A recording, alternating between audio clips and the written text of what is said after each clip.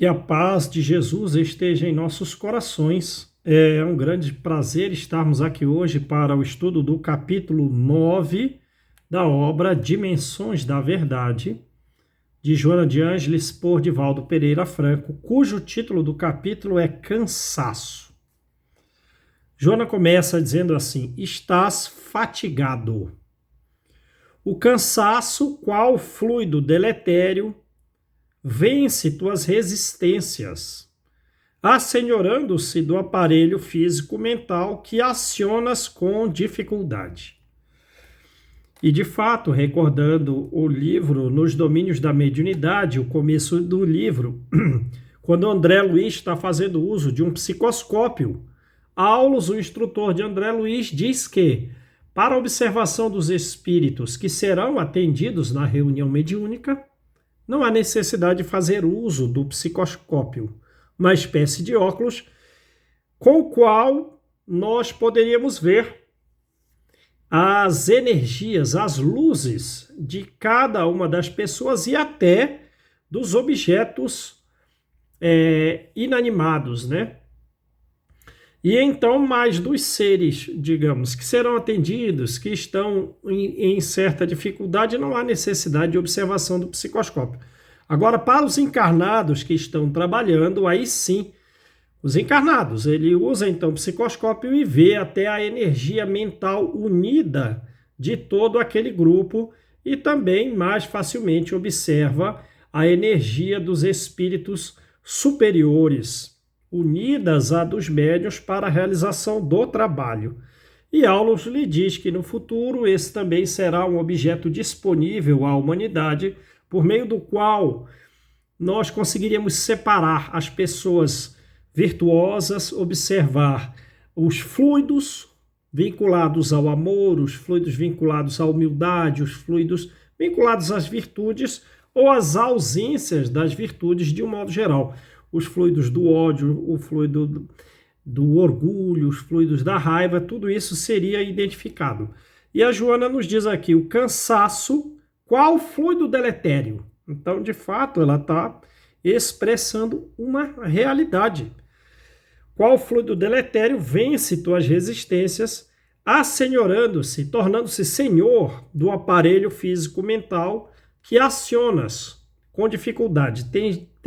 Temos dificuldade em acionar a mente, acionar o próprio corpo físico em função da dificuldade oriunda do cansaço, que é uma espécie de fluido deletério que se tornou senhor do nosso aparelho físico-mental.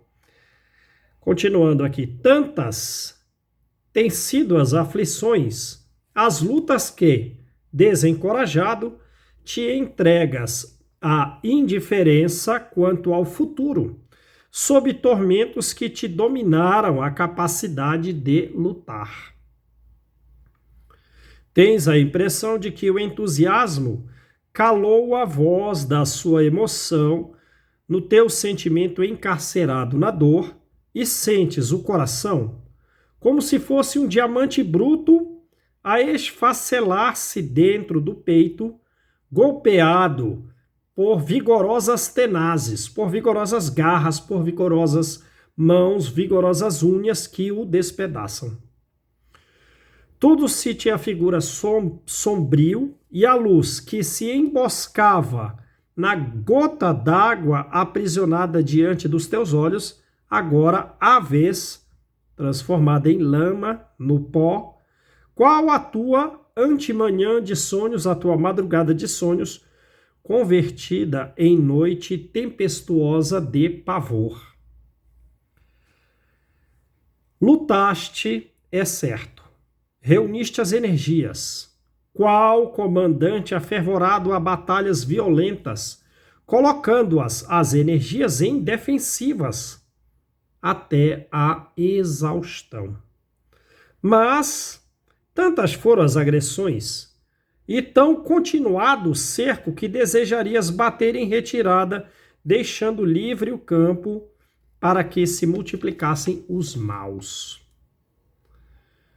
No íntimo, conservas um travo de fel que o sofrimento deixou, e como miasma em crescimento, sentes o espírito envenenado com a amargura de todas as horas. São as questões fluídicas efetivamente vinculadas ao desânimo, ao sofrimento, ao cansaço, ao abatimento, que são retratados no livro, nos domínios da mediunidade. Uns companheiros fitam o teu sorriso e creem, esses companheiros que fitam o nosso sorriso e creem, que o caráter não é um dos teus dotes mais representativos. Outros contemplam a tua tristeza e comentam que é débil a tua fé. Alguns falam contigo e identificam expressões que deprimem os teus sentimentos. Amigos discretamente afirmam que foste vencido por forças negativas do mundo espiritual. Confrades rigorosos negam-te o concurso da amizade deles. Irmãos acendem a chama da idiosincrasia, da particularidade, e separam aqueles que o teu esforço infatigável reuniu. Colaboradores fendem, sulcam, separam, cortam as bases do serviço que desdobras, abnegado, desejando amesquinhar-te. Conclui ela. Assim crês, assim vês. Assim é porque estás cansado. Então, o cansaço é que dá esta forma de visão na qual a pessoa crê que se encontra diante das realidades da vida, né? E agora ela colocou alguns asteriscos. A Joana sempre separa, em regra, os estudos dela em 3 partes. O cenário, a visão humana com dificuldade, na qual a própria pessoa se encontra, a solução, como a segunda parte, e a terceira parte, sempre um exemplo de Jesus. Então vamos agora aqui à segunda parte. Quem observa dificuldades somente encontra obstáculos. Essa mensagem nos faz lembrar a de Santo Agostinho no Evangelho segundo o Espiritismo, que diz: as provas mais rudes geralmente elas marcam um fim de sofrimento e, simultaneamente, um aperfeiçoamento do espírito, né? E ele pede para que nós atentemos bastante a essa informação que ele dá. As provas rudes, em regra, significam um fim de um sofrimento e um simultâneo avanço evolutivo. Então, vamos lá. Quem observa a dificuldade somente encontra obstáculos. Aquele que se prepara para um dia de calor tem pretexto para a canícula inexistente. Canícula é quando há alinhamento de sóis. Por exemplo, se o nosso Sol se alinhar ao Sol Sírius, o calor aqui será bem mais significativo. Então, canícula é isso, é um período de maior intensidade de calor quando estrelas estão alinhadas, quando o nosso Sol está alinhado a outras estrelas, a outros sóis, né? E ela diz que quem se prepara para um dia de calor tem pretexto para si próprio, para uma canícula, que não vai existir, um calor que não é realidade. É a visão da própria pessoa em função do cansaço e interpretando a vida de uma forma um tanto deprimente. Olhos acostumados a detalhes negativos descobrem insignificâncias que enfeiam qualquer paisagem feliz. As estrelas que fulgem, que brilham, além da névoa, são ignoradas, essas estrelas são ignoradas, porquanto se contentam com sombras. Então nós observamos o céu, né? E às vezes as nuvens são borrascosas, mas se estamos fechados em nós próprios, esquecemos que por detrás das nuvens sempre estão as estrelas. Mas quem se contenta com as sombras ignora o brilho posterior das estrelas, por detrás das nuvens. As mãos que preferem espinhos perdem a sensibilidade para as débeis violetas. No entanto, além do que registras, há, o verbo haver, que ela diz, há beleza, há harmonia, há vida. Além do que registras, há beleza, harmonia e vida. Continua ela, o veneno que o ofídio injeta e com o qual, com o veneno, mata, o homem consegue transformar em medicamento salvador. A ofensa dos que se utilizam os infelizes para ultrajar ajuda na ascensão os que sabem transformar vinganças, represálias, castigos em bênçãos. A pedra que fere também adorna. O lodo pestilento, devidamente atendido, converte-se em perfume delicado na intimidade da flor. E aí continua ela. Transforma o cansaço e tristeza em seiva de vida eterna. Renasceste na terra para elaborar a felicidade própria e intransferível.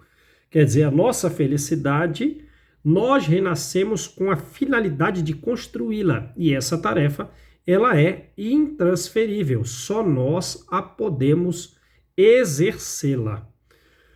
Rogaste a dádiva do resgate. Então, naturalmente, o passado de todos nós não é um passado, digamos, um passado brilhante, um passado, porque é pelo futuro é no futuro que construiremos as virtudes que ainda não possuímos. Por consequência, no passado estivemos pior do que hoje somos. Ora, então a vida atual, ela é naturalmente um resgate. Renasceste na terra, não, aqui ó, rogaste a dádiva, aquela parte já tínhamos lido, rogaste a dádiva do resgate com as moedas do testemunho. Então há uma necessidade de testemunharmos resignação diante das maiores dificuldades, porque isso é o resgate das dívidas. Rogastes a dádiva do resgate. Com as moedas, quais moedas? Do testemunho e do silêncio. Então não pode ser a moeda da revolta, porque senão não há resgate, né?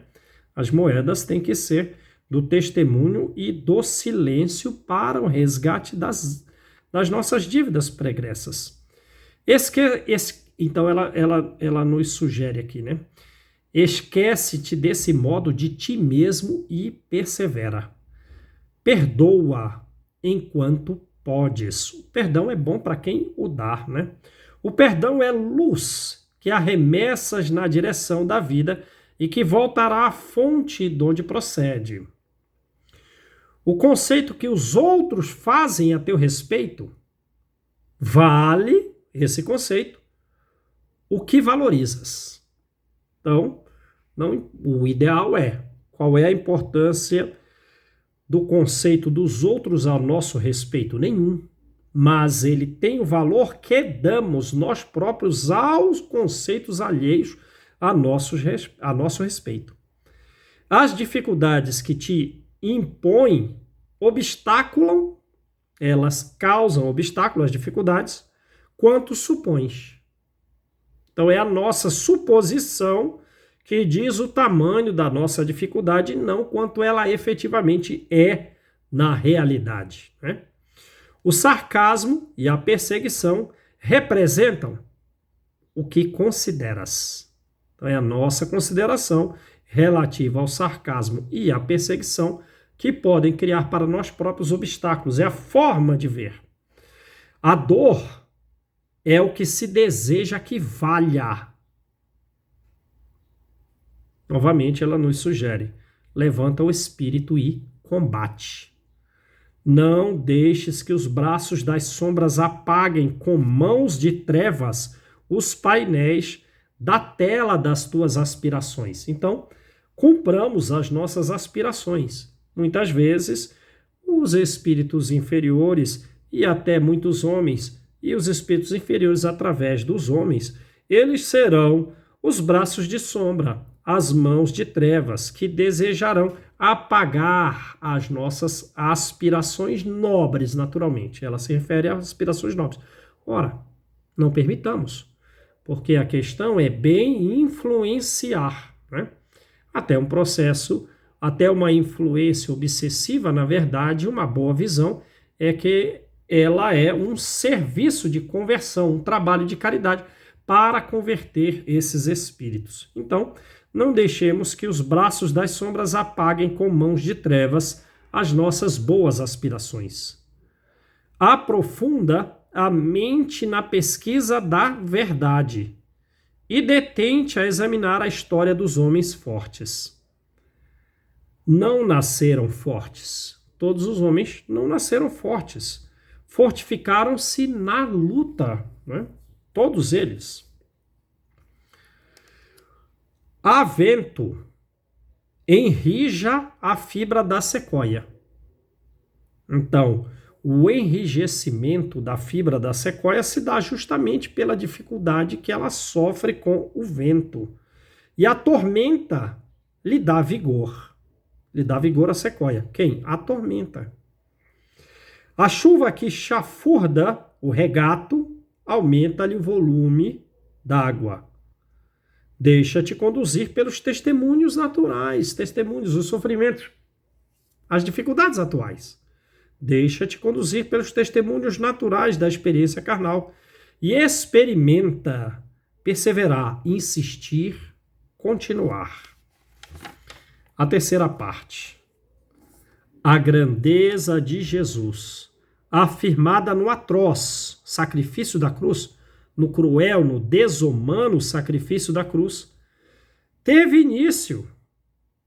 A grandeza dele, que ele realmente afirmou no desumano, no cruel sacrifício da cruz, teve o seu início na escolha de singelo berço para continuar nas aparentes 1000 nonadas da carpintaria humilde, dos contatos com as gentes simples e pouco esclarecidas, com os enfermos exigentes, os amigos ingratos, os legisladores e religiosos desonestos, para culminar na covardia de alguns discípulos obsidiados com intermitências, ora sim, ora não, que o atraiçoaram, esquecendo seu amor para fugirem. Então, a grandeza de Jesus que aparece na cruz tem uma história anterior de imensa dificuldade. Então, é isso que ela está dizendo aqui. No entanto, uma única vez sequer deixou-se ele vencer pelo cansaço. Nenhuma vez sequer. Nenhuma única vez sequer deixou ele vencer-se pelo cansaço. E por isso, não reclamou, não desistiu, não censurou, não se deteve a examinar o lado infeliz de ninguém. Ora, quem somos nós para examinarmos o lado infeliz dos outros, se nós próprios temos o nosso lado infeliz, temos os nossos equívocos, os nossos erros, e desejamos, ainda assim, que não sejamos abandonados pelos bons espíritos e que Deus nos perdoe. Ora, não estamos, por consequência, compelidos a perdoar os outros, mesmo que esses lados infelizes dos outros estejam a nos ferir? Então, Jesus, nenhuma vez ele deixou-se vencer pelo cansaço. Não reclamou, não desistiu, não censurou, não se deteve a examinar o lado infeliz de ninguém, dedicando-se incansavelmente à construção do bem excelso, em favor de todos, a todos, amando e perdoando apesar de tudo. Que Deus nos abençoe. Muita luz, muita paz a todos os corações.